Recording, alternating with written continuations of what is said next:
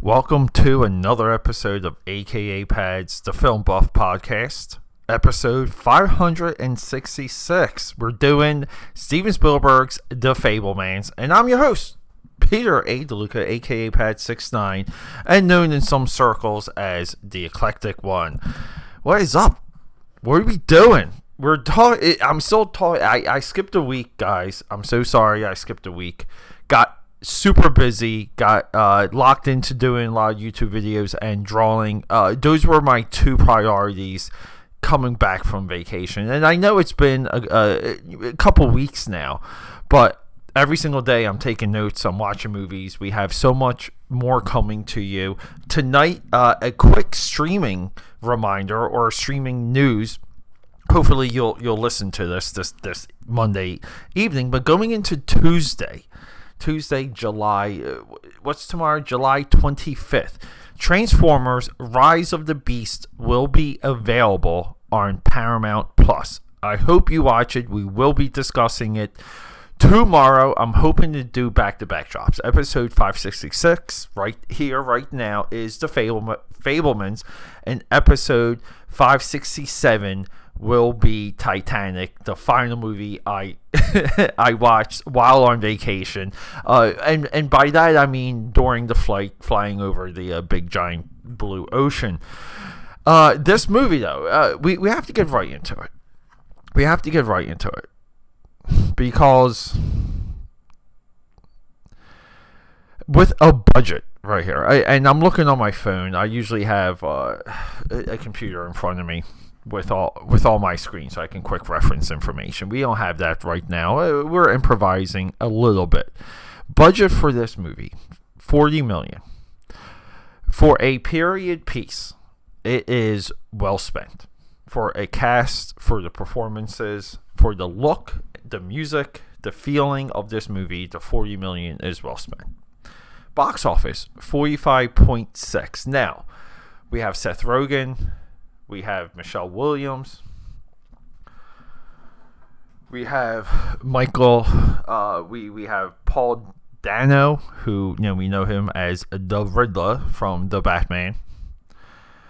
We got people to market this movie, name-wise, actor-wise, actress-wise. We have Steven Spielberg, the filmmaker of filmmakers. We have a biopic, and I grew up in the generation, just like Dawson Leary from Dawson's Creek. We grew up with Steven Spielberg, so we read those initial articles and biographies and picture books.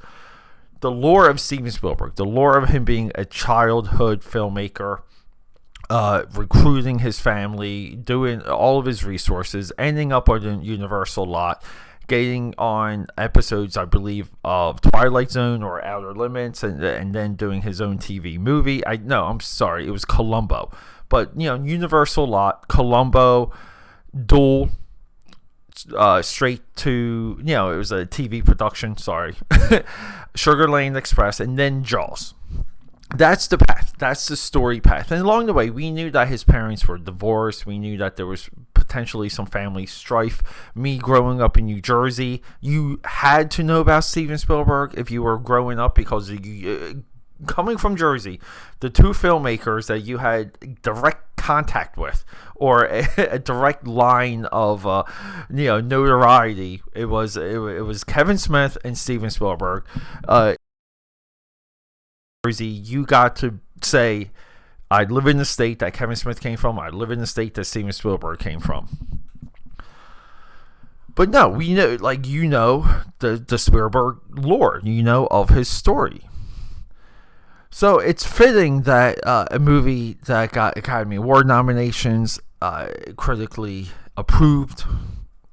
It's fitting that in his later years he made this movie. It's actually of inspiration. It's something to aspire to eventually tell your story in your chosen medium. Remember, Steven Spielberg didn't choose to write a book or get a book with a ghostwriter. He wanted to tell his story in film, a high-end film. We have to say, the money showed up on screen. This film, through and through. and I'm setting up a caveat here. I'm letting you guys know I'm a Spielberg head.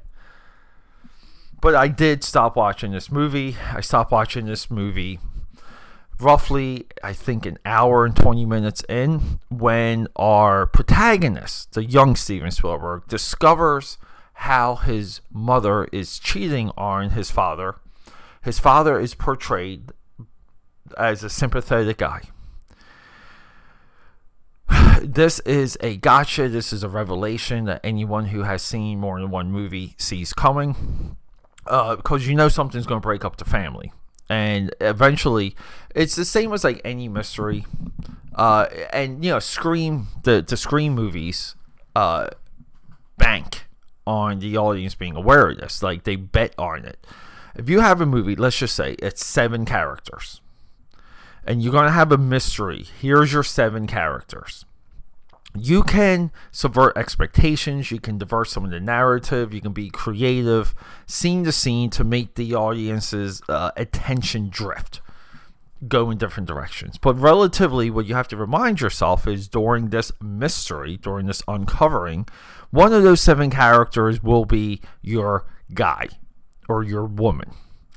In this movie, it's not even 7 characters. It's relatively 3 adults that are featured in this movie. It's pathetic. It's pathetic that he went this route. He's a creative guy. I don't understand. And then the bigger idea is, and I remember seeing like interviews and seeing her, I believe she was by his side a lot during the Schindler's List rollout, we'll call it. But Steven Spielberg's mother was very, in front of her son when it comes to his media. I can't think of a time that I saw Steven Spielberg's father on a news story, news segment, or like an Entertainment Tonight feature. I cannot, but his mother I can, and his mother is promoting her son, singing her son's praises, helping her son sell his story, so that we, through those stories, connect closer to his movies, because they're really, like it's not the art and the art and the artist. You don't separate the two. That is an antiquated, lazy position. Maybe we'll do something on that later. But during this movie, during the Fablemans, he spent $40 million to throw his mother under the bus. And when I realized that, when that part of the movie, it came, like when I realized, it came over me. And I just stopped. And I put on our previous episode, 565, Jumanji, The Next Level. I just couldn't do it. I just put on something that I thought would be fun and feel good, and I got it, and it worked. No son throws their mother under the bus. No one with respect does that. Now, here's the other fun fact that we forgot about Steven Spielberg. His household, his family structure is so well put together that his daughter, and all their wealth, affluence, protection, all of those things that money provides, still has to do porn. Still does porn.